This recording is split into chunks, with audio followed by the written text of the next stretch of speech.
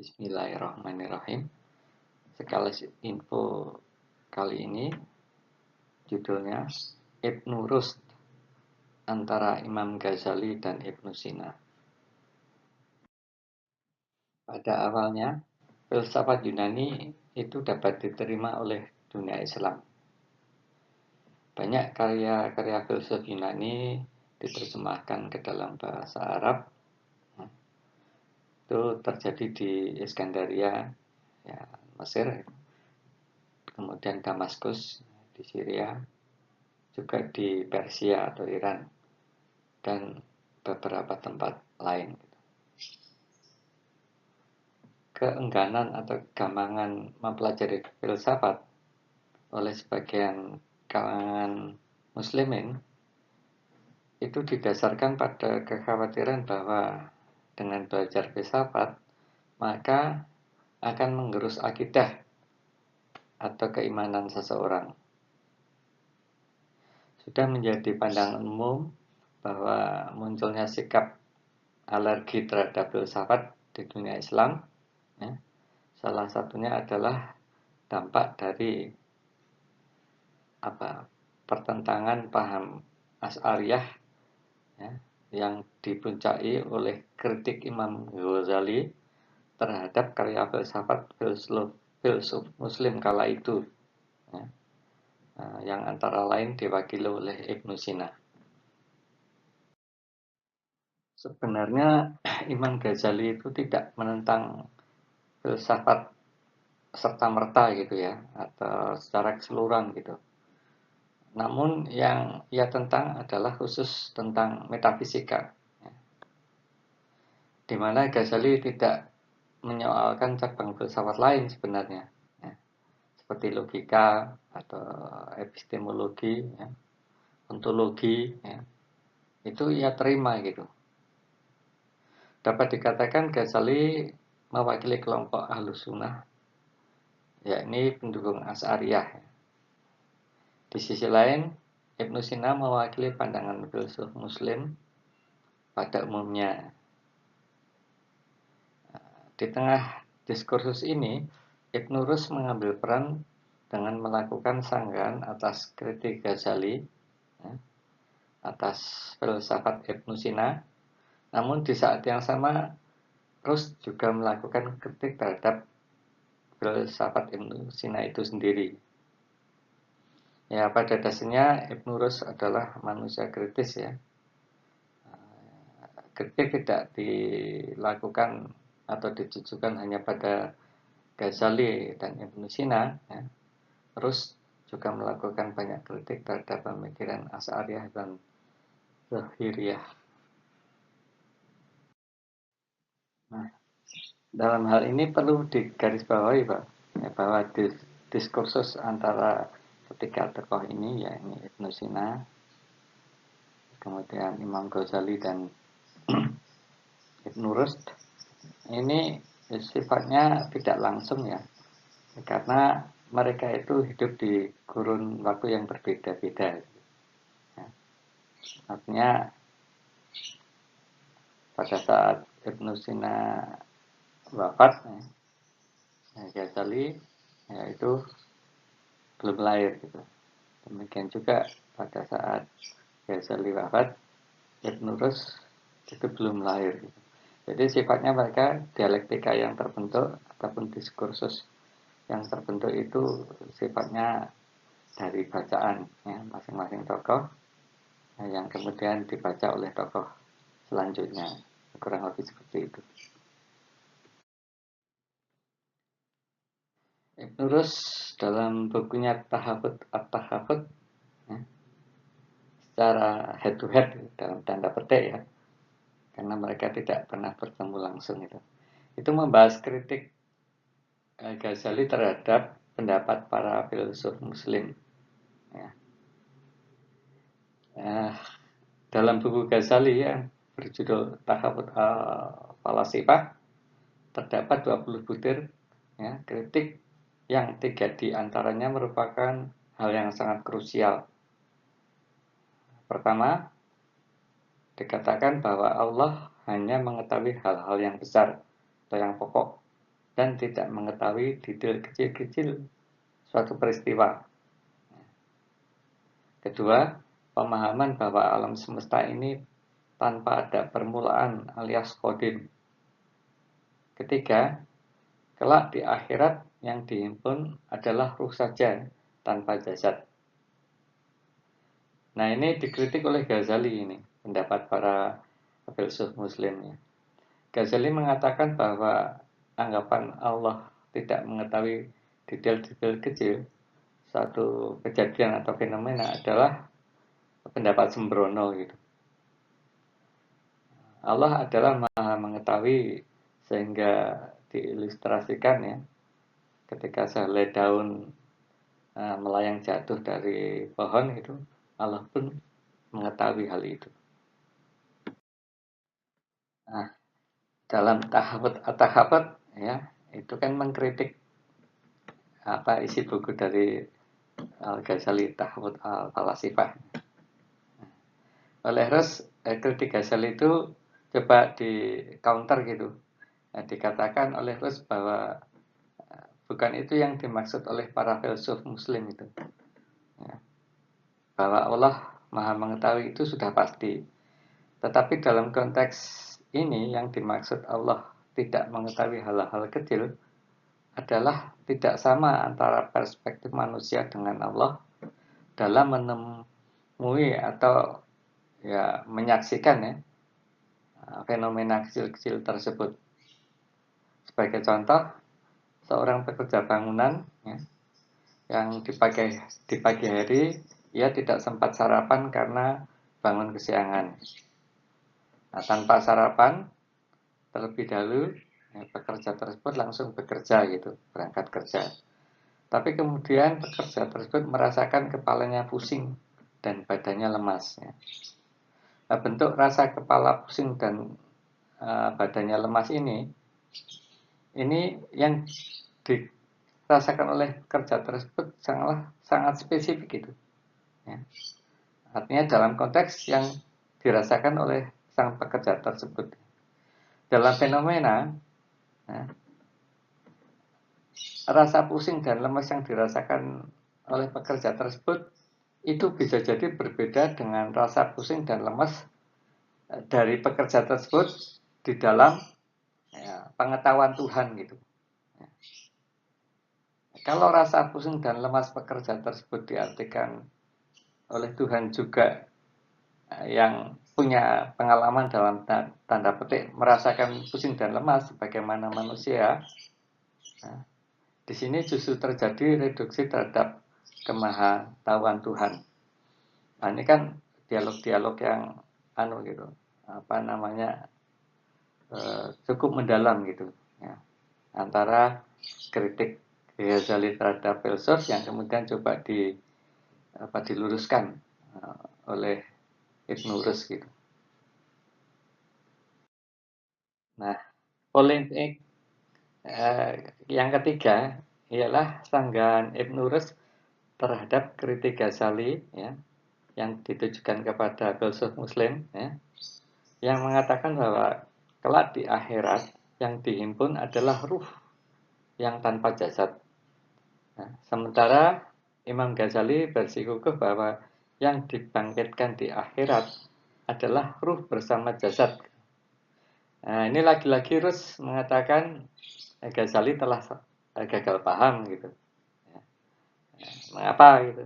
Karena menurut Rus dengan meninggalnya seseorang itu jasad telah ya menjadi tanah gitu. Ya. Sedangkan ruh itu kekal gitu. Ruh itu yang naik ke akhirat ya, yang kemudian mempertanggungjawabkan tindakan baik buruknya saat yang bersangkutan itu menjalani hidup di dunia. Nah, ini menarik ya, apa namanya diskursus atau polemik semacam ini ya, yang dilakukan oleh para ulama klasik ya. Mereka pemikirannya sudah sedemikian mendalam gitu. Nah, polemik yang kedua ya, terkait pemahaman para filsuf muslim bahwa alam semesta ini tanpa permulaan alias kodim. Nah, dalam hal ini Ghazali berkeberatan ya. Imam Ghazali tidak setuju gitu. Karena baginya hanya Allah lah yang kodim itu. Lainnya adalah bermula atau berpermulaan gitu. Ada awalnya gitu.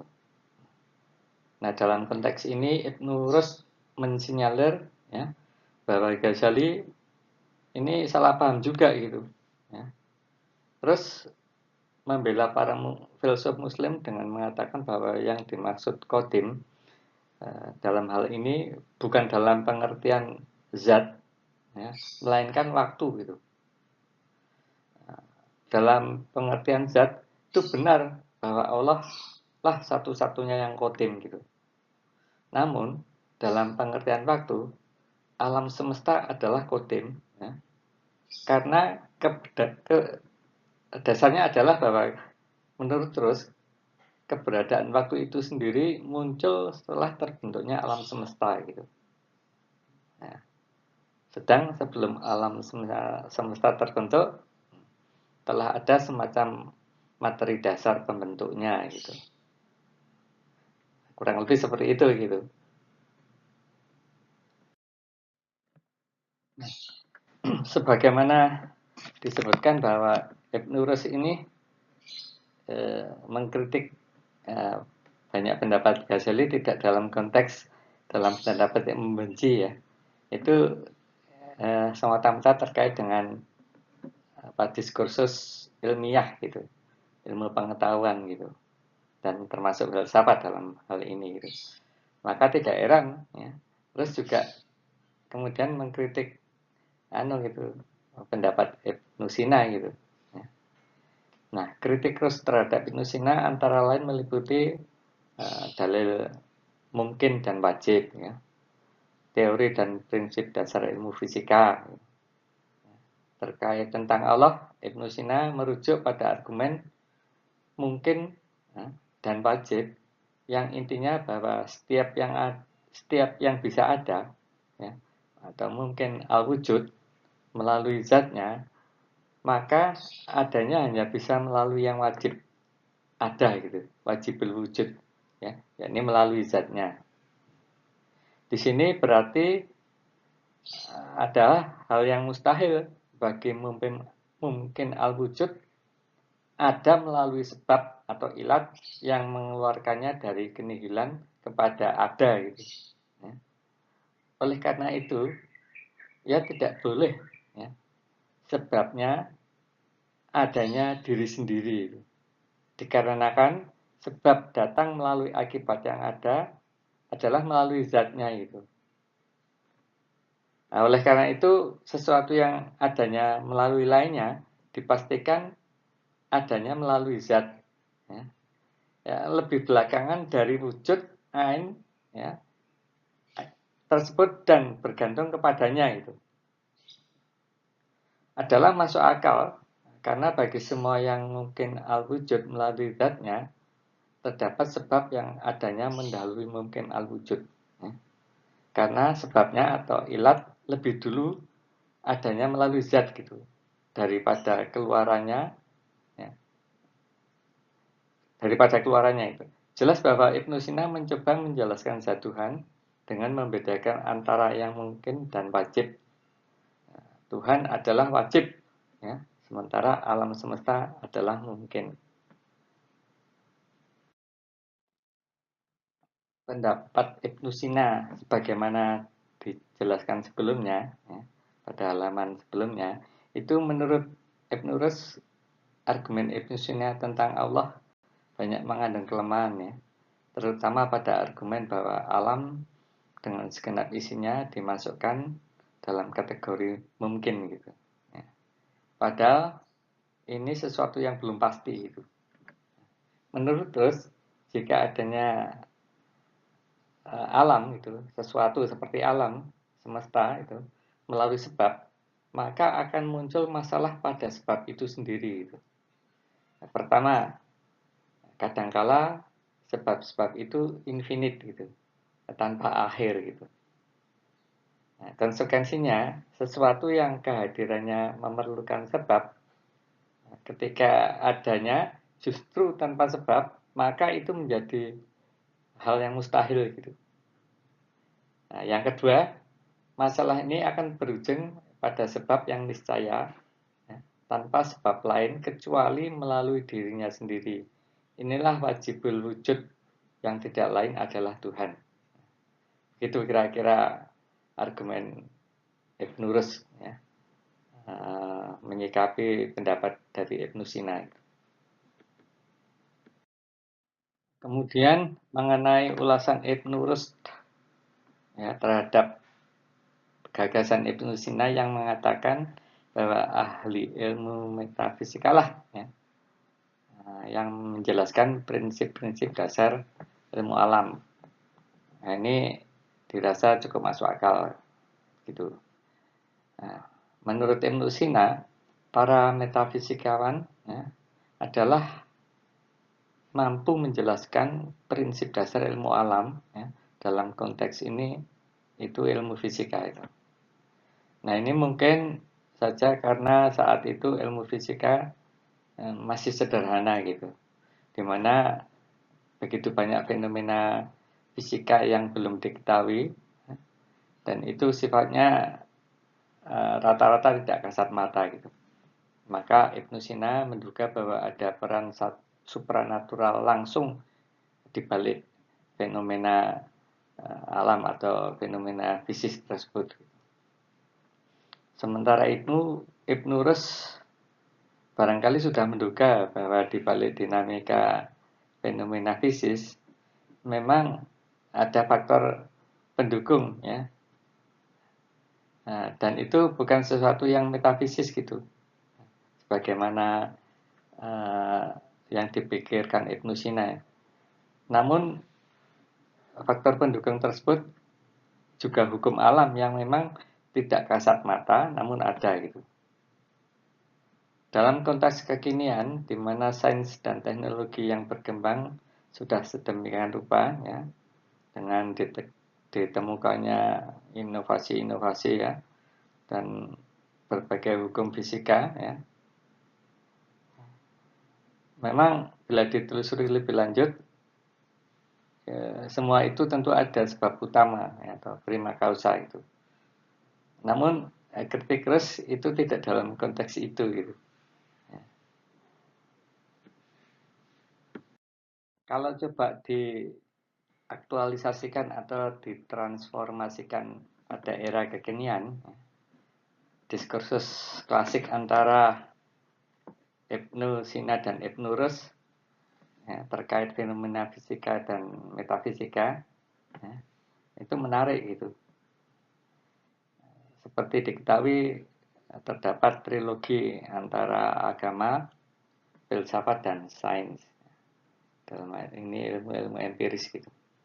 Agama memerlukan dukungan filsafat, ya, dan empirical studies, ya, termasuk dalam hal ini sains dan teknologi, ya.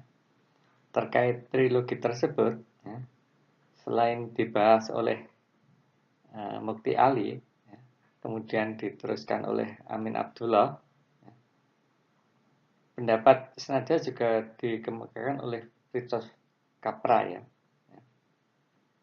dan kelompok intelligent design gitu.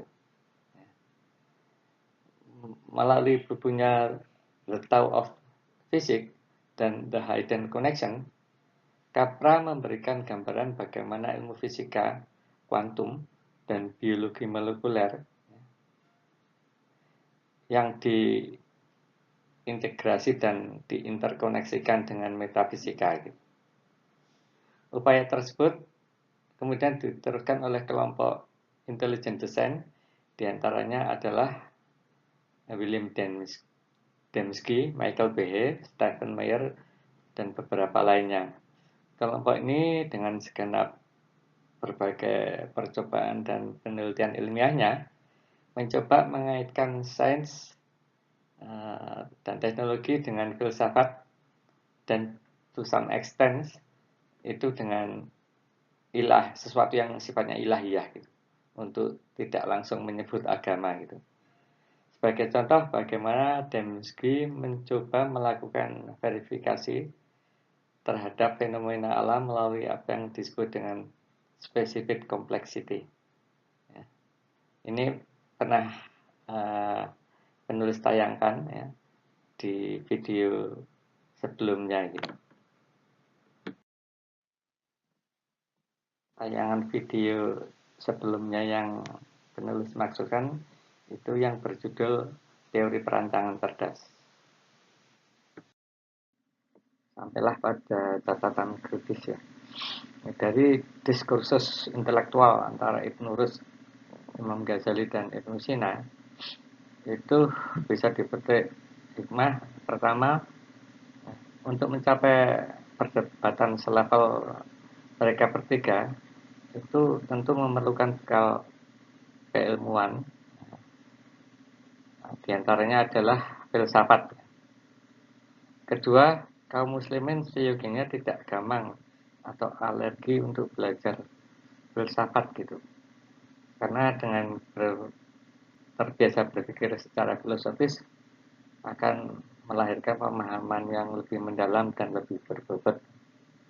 Kemudian yang ketiga, kaum muslimin perlu bersikap open mind, kritis historis, ya, selalu berpikir alternatif ya, dan inovatif gitu, agar tidak terjebak pada hal yang taklid atau juga kejumbutan gitu. Demikian paparan ringkas tentang bagaimana karbon dioksida atau CO2 sebagai gas rumah kaca itu ditangkap dari atmosfer. Nah, mohon maaf atas segala kekurangan. Terima kasih. Wassalamualaikum warahmatullahi wabarakatuh.